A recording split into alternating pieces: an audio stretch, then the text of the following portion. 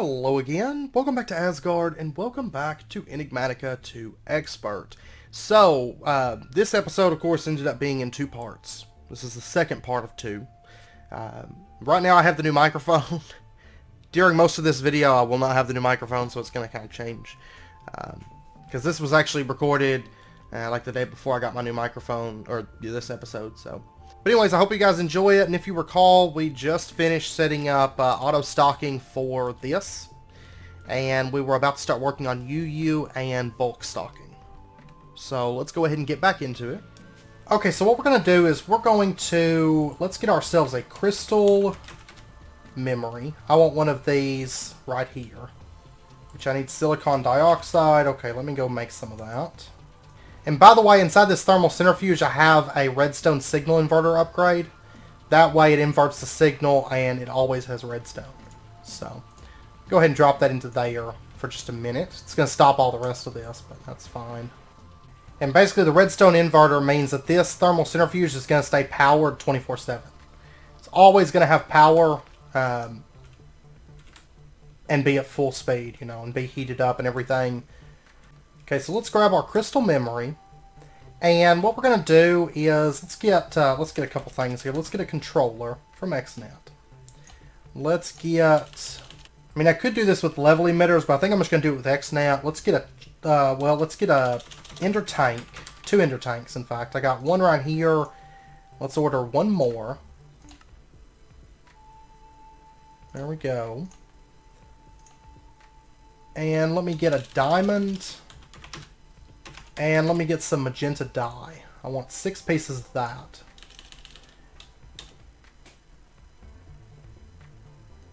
And a chest. Let's go with like a... Actually, let's go with a storage crate, in fact. And then I've got connectors and network cables and all that good stuff. And we should be all set. Okay, so let's pop... First up, let's pop down to the IC2 area. And what we're going to do is we're going to take our ender tank. Let me go... So let's go right here. Let me actually set this down for just a minute. Let me apply the... That one's already got a diamond lock. Let me put the magenta dye on here. So magenta, magenta, magenta. We're going to put that right there. And we're going to put a connector right here on it. And then if we pop over to the controller... Well, actually, before I do that, let me, because this is on the same line as the water, let me grab a bucket of that. Let me set the sink to on to activate, so it's not going to pump out any water for just a minute. Let's go to the, if I could find the ender tank. It's displaying as an ender chest. Yeah, it's right over there. It's displaying as an ender chest. That's odd.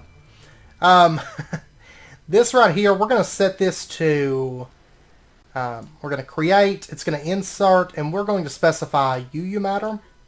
And we're going to leave the priority as 0. I've actually got these set to priority of 10 and 9. This is the one that does the fuel rods for us. This is just our personal use one. And then we're going to have this ender tank that's going to be basically a lower priority. And we're going to say you can insert. And then let me set this back to ignore redstone.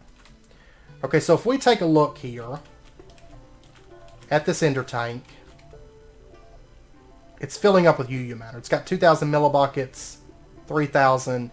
Basically, I've set this to, by the way, I forgot to mention, and the reason it's moving so slow is I did set the extraction on this tank to only run once every 200 ticks. So every few seconds, it runs.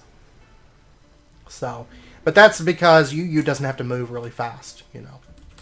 And I am going to switch this tank with that. Well, actually, I'm going to take this tank because we're going to use this as like dense storage up there. So we'll already have a little bit of UU matter up there as well. But okay, so let's pop up to the AE2 area and up here. And what we're going to do is we're going to set up our controller, and I'm going to have it setting. We're going to have it setting right here. So that way it plugs into that power and it gets power from that. Let's go ahead and Okay, I'm going to go ahead and clear the channels because it had old channels on it. And we're going to put a connector right there. We are going to bring this out. And I'm going to have to plug it into these. And from the bottom, I don't need to plug it into the pattern storage. I just have to plug it into the replicators. So we'll do that. Bring those together, and we'll bring this out. There we go. And we're going to bring this up and over. So it's going to plug into the replicators. And then we are going to, let's bring this back a little bit. And this will be kind of our staging area for our UU stuff. Right in here is fine. This is all like behind the scenes type stuff. We are going to bring this down. Let's set up our storage crate setting like right there. And let me break that off. Let me do a connector setting right there. And then we're going to set up our, let's see, our ender tank is going to set right here. Diamond lock it. Magenta, magenta, magenta. There we go. It's already filled up. And then on top of it, we're going to set our hardened portable tank, and we're going to set this to auto output. So it's going to go ahead and push its UU matter into the portable tank, and then we're going to attach a connector right there. Okay. And now before we actually start setting all this stuff up, let's go ahead and pop over to the IC2 area. And inside of our pattern storage, what I want to do is I want to find some patterns that we want. We definitely want. And so let's go with like, I do want to do it, the RTG, but later. Let's do, eventually I'm going to want like most of these. Let's do electronic circuits. So we're going to put our pattern storage into there. And we're going to say export to crystal. So there we go. We've got electronic circuits saved inside of our crystal memory. Let's pop back up here. And then what we're going to do is, let's go around behind here actually. This one right here, we're going to call this electronic circuit. And then what we're going to do is we're going to put our crystal memory into here. And we're going to say import from crystal. And there we go. It's got electronic circuit. And so then what we're going to do is we're going to say next pattern, electronic circuit, repeat run. And then let me go get like 3 other things real quick. I'll do one more on camera. So pattern storage, let's do, I don't want advanced circuits, they're way too expensive. Let's do like glass fiber cable.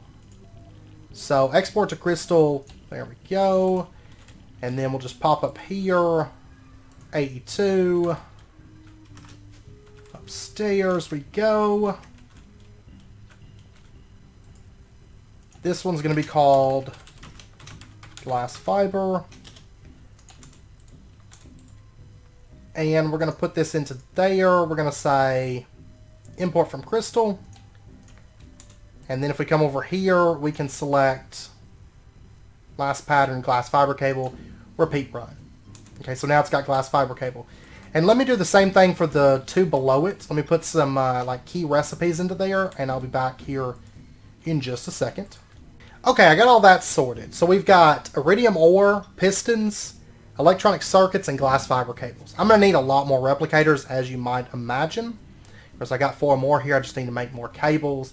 I don't think I'm going to make them ultimate universal. I think I'm going to go ahead and change over everything, so I'll do that between episodes. But anyways, what we're going to do is we're going to say first up right here, this is where the fluid comes in. We're going to make a fluid line. Create. And right here, we're going to say that you extract. 200 ticks between operation. And yeah, that'll be good. I don't need to filter fluids or anything like that. And then we're going to say right here, you insert. Insert. Insert. Insert. Now, if we take a look here, chances are one of these right there. That one's got UU matter, and it's starting to make glass fiber cable. Because we've got repeat run. Let me go ahead and hit repeat run on all of these. Make sure that that's selected. And then that takes care of the fluid side of things. And then we're going to make an item line right here. It's actually a very, very simple XNet system. And we're going to say that you... So let's go ahead and create on the small storage crate. We're going to say that you can insert. Max amount in destination inventory is going to be 64. And then... Let's see, but that does 64 of all. Okay, yeah, that's not going to work. It's not going to work, in fact. Okay, so what we're going to do is we're going to pull this up. We are going to put in a... I'll toss that. Okay. My inventory, as always, is awesome. Let's go ahead and pull this stuff up. We're going to put in a drawer that's going to sit, like, right here. We're going to have another drawer that's going to sit right there. And I know it's not even. This is all just behind-the-scenes stuff. I wish the Essentials mod was in more packs, because I love that mod. It adds like those really nice slotted chests. It doesn't show up in enough packs, though, sadly. Let me grab this. Go ahead and lock these.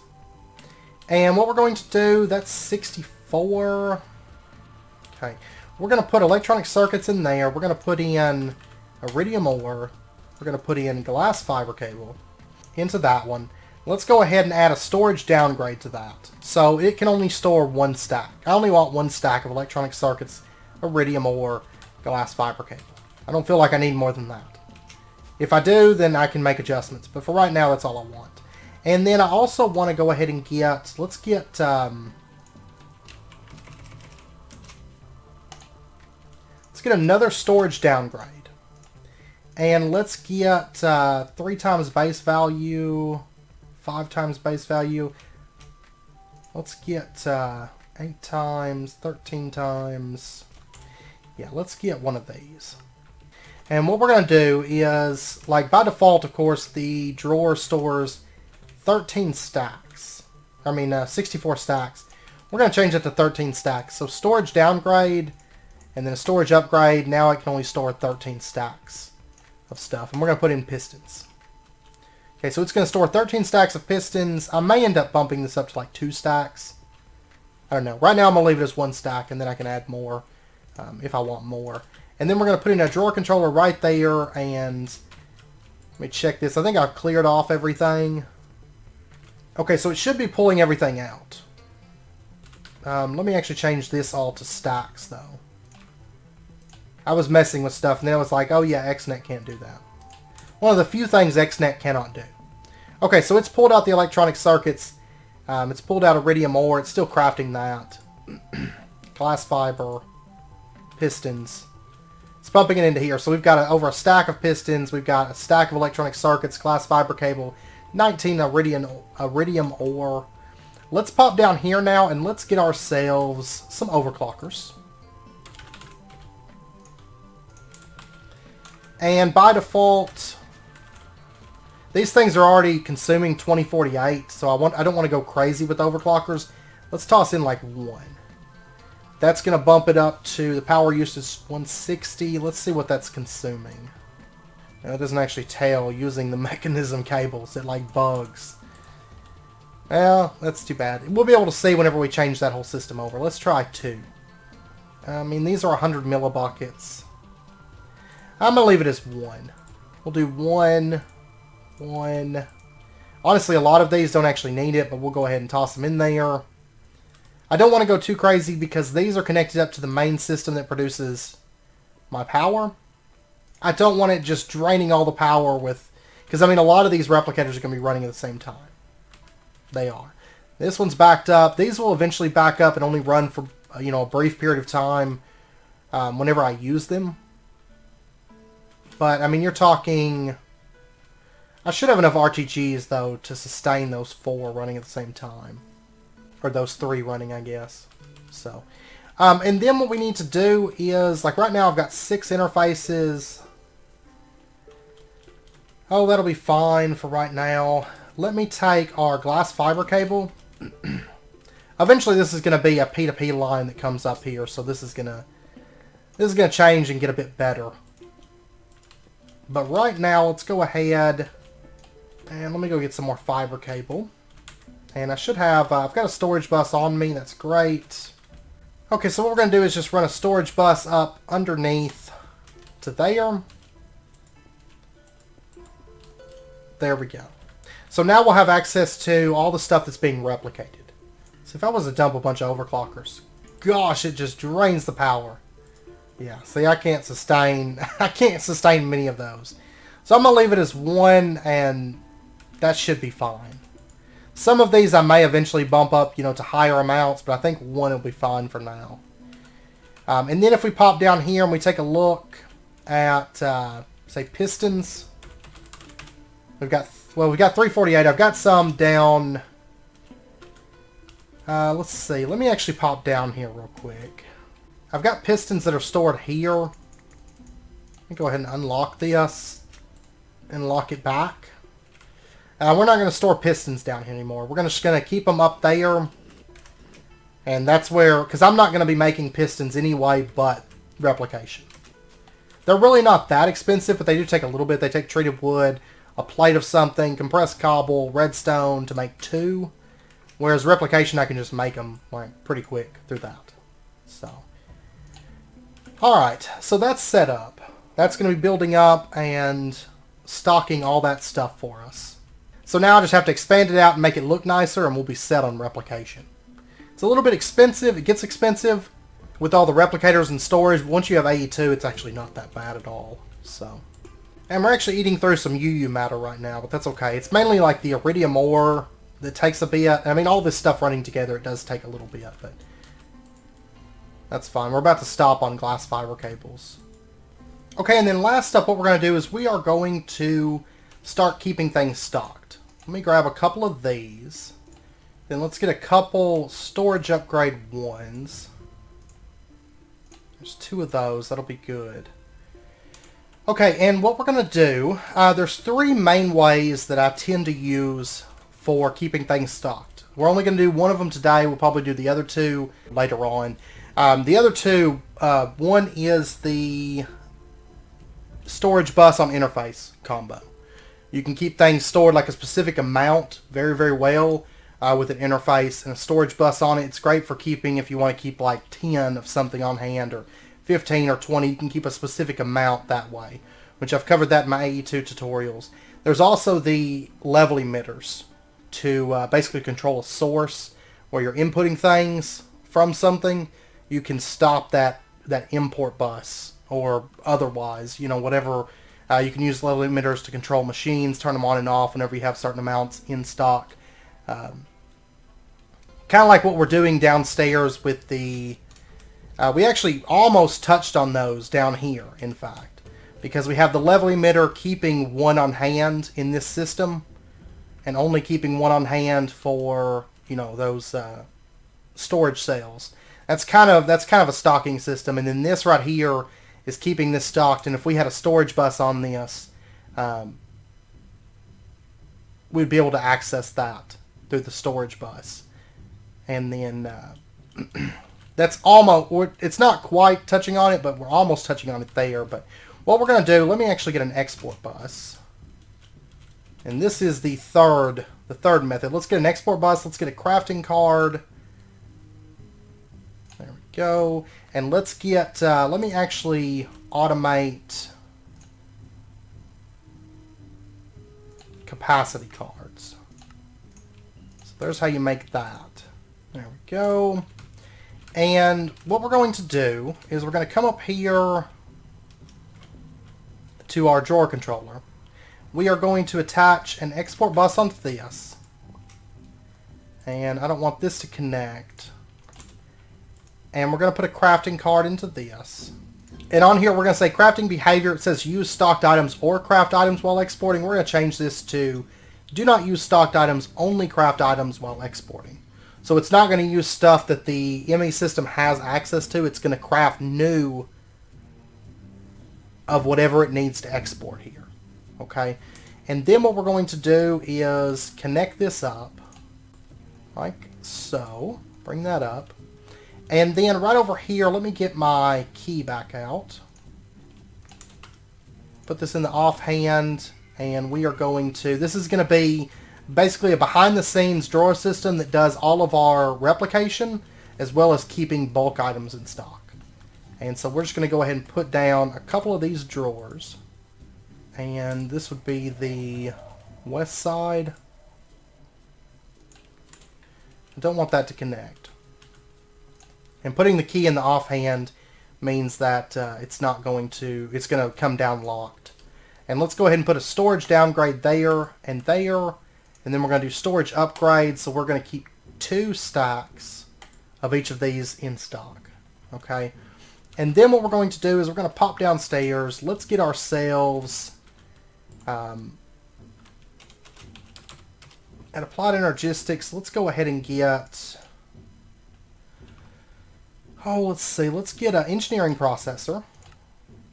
Let's get a calculation processor. Let's get a logic processor. Let's get some printed silicon. Let's get charged Certus quartz. I could do Fluix dust, but I'm not going to, because that's actually going to get changed in the upcoming update, so we can actually run that through the macerator. So there's actually a few really nice changes. So there's 4. Go ahead and dump this stuff out. I don't need this stuff anymore. I'm actually going to grab one of each of the pure crystals as well. So we'll have all 3 processors, printed silicon, charged Certus, and then the 3 pure crystals. And then depending, I might actually run out of some of these materials here shortly, but that's fine. Okay, so what we're going to do is we're going to put in, let's see, pure Certus, pure nether quartz, pure Fluix, charged Certus quartz, and then our processors and the printed silicon. And then what we're going to do is, let's go downstairs. Let's order ourselves 2 capacity cards. And we'll pop back upstairs. Now, if you want to add additional things, more than 9 things, we can just do another export bus. If we run out of faces on this, we can do a controller slave and plug in more export buses. But what we're going to do is put these into here. It's just a lot cheaper on channels than doing like interface plus storage bus to store 9 things. You know, that's 2 channels, and this we're only using 1 channel for bulk crafting. So, and then let's go ahead and grab all these back out. And what we're going to do is we're going to put in that. Okay, I actually used up my calculation processor somewhere. But if we look right here, you can see this stuff's being crafted right now. And I do need to change those recipes so it crafts more than 1 at a time. You know, I had it crafting 1 at a time to save on materials. Now I really need to change it so it makes like 64 at a time, because otherwise it's going to order like bits and bobs, like bits and pieces of this. So, okay. Let's go ahead and grab that. We're going to add that to the export bus. And there we go. You can see that the counts on these are going up. Right now it's only crafting 1 at a time, so every time it's only ordering 1. I need to change all those to stack recipes, or half stack or something like that. But that'll be fine. That'll be okay. At least they're running now, and they're going to start stocking these items. And if we come down here, I mean, my CPUs are going to be tied up for a bit. But it's on a server. It's going to run for a while. But I do need to update these recipes. So, but then again, a lot of these, they do take a little bit to craft. So, but there we go. So it's going to run for a while. It's going to get, it's going to get 2 stacks of all these things built up, and then it's going to stop. So that way we don't ever have to worry about waiting on calculation, engineering, logic processors. The only thing is, whenever you do craft something, it is going to tie up your processors, your CPUs for a bit, because it's going to have to craft all those items again and refill its stock. But that's okay, because what we're going to do is increase our CPU count to where that's not an issue. So, the only thing is, with it only crafting 1 at a time, it's going to, like, if it needs printed, if it needs pure Fluix, it's going to tie up like 1, 2, 3 and make multiples. But if we had stack recipes, it's not going to do that so much. It does mean you're probably going to get a little bit extra a lot of times, but it's going to use the stuff from the storage drawers or from the drives before it uses this stuff, so that'll be fine. Okay, it's actually been like a couple days since the last cut, and I decided to cut the end of the episode and just redo it. Got the new microphone, and I wanted to give you guys a couple updates. I have been busy changing over a bit of this room, mainly, like, I've got the elevator set up here that takes us up, and I've started working my way out here a little bit, and actually working on the exterior.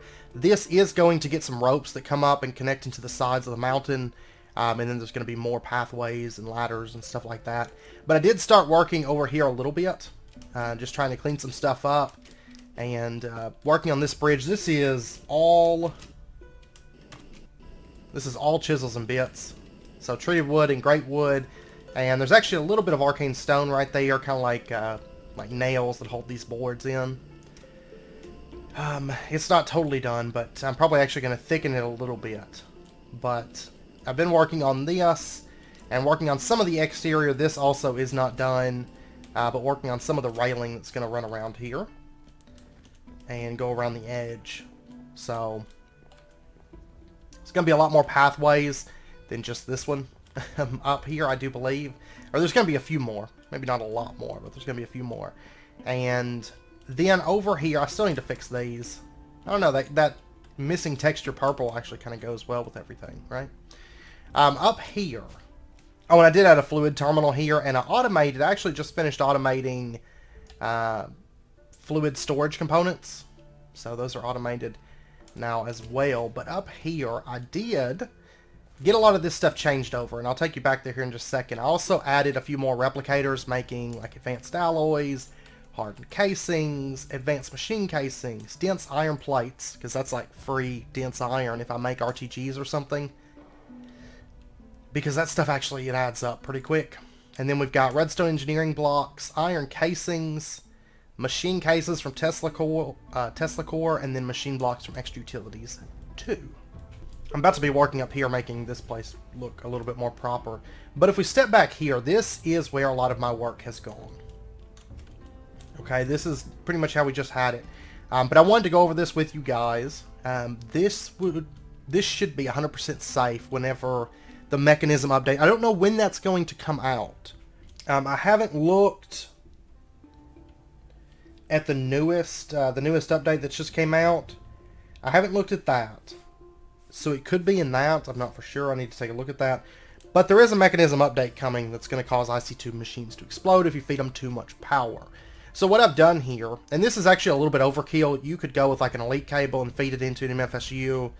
Or actually you probably have to transform it down. But anyways, you can do something like that. This actually builds up a lot of power storage. Each of these MFSUs, of course, being able to store a whopping 40 million EU. And then I have a bunch of them. A lot of lapis. I've been mining quite a bit since the last cut, actually. But what I've got here is just radioisotopes, of course, with 6 pellets of RTG. It's being pulled out by basic universal cables. It's pulling that power out. And then what I've done so that they don't connect is I've put in chiseled blocks. These are just laboratory blocks. Because anything that works as a micro block works to prevent these cables from connecting. So I've just done just lines of chisels and bits. Now if you put, say, a bit like right here, like for example, this isn't going to work. Like if I did like a piece right there and then set up a cable, it's still going to connect. You do have to actually make it so that it blocks the cables from connecting. But I've basically just prevented these cables from connecting, and I've got them all. It does that. It's a visual bug, but it drives me insane. So each RTG feeds into a single MFSU and powers that. And then from there, it all comes out as glass fiber cables. So if I was to run a machine, it's actually a lot more power when there's power stored up in this system. It's a whole lot more power than it was. Because you're looking at 20 RTGs feeding 20 MFSUs. And so you've got 2,048 EU per tick times 20 coming out through this glass fiber cable. So these machines will be able to kick out some materials, and honestly they'll be able to run hot for like an extended period of time with this much EU stored up. It actually makes it a bit better like long term, and it's safe. You know, this is just basic universal cables. It's not going to feed in more power than the MFSU can sustain without exploding. Like I said, technically I could go a bit larger per MFSU, but I kind of like this. Plus, it looks interesting. It looks very interesting. There's just a whole lot of cables, and green and red and clear glass cables. But anyways, that should keep us from, whenever the update happens, I don't know if they're going to have it handled by packets or, you know, just a straight power amount. I'm betting it's a straight power amount with mechanism, and if so, then, you know, if it's not, if I can't plug in like a leak cable into multiple radioisotopes, or an ultimate cable into multiple radioisotopes, and it actually send the packet data, then it's going to cause explosions. So this fixes that. It changes it all over into EU. Like, it pulls it out, but then it becomes like this FE power, but then it becomes EU again, and then it gets pulled out as EU, so it's got all the packet data. That is the most important thing for it. So that way we shouldn't have any explosions when that update does inevitably happen. So, and then I did do the same thing down here. I've changed over, down in the IC2 area, I've changed over this system. I've also changed over, you know, back in here. So this stuff has changed over as well. So, these are a lot cheaper than the one upstairs, to say the least. But they're not that bad to craft, I guess, with AE2. Just a bit of resources, so.